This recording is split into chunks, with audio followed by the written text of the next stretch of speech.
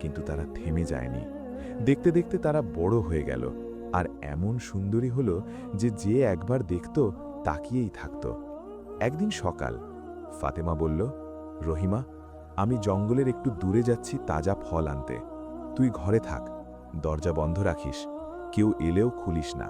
রহিমা বলল, আচ্ছা আপা, কিন্তু আপা একটা কথা বলো, যদি কখনো হঠাৎ চলে যেতে হয়, আমাকে কিছু একটা চিহ্ন রেখে যাবে যাতে তোকে খুঁজে পাই? ফাতেমা হাসল, হ্যাঁ, কথা দিলাম, এমন চিহ্ন রাখব যা তোকে আমার কাছে পৌঁছে দেবে। তারপর চলে গেল।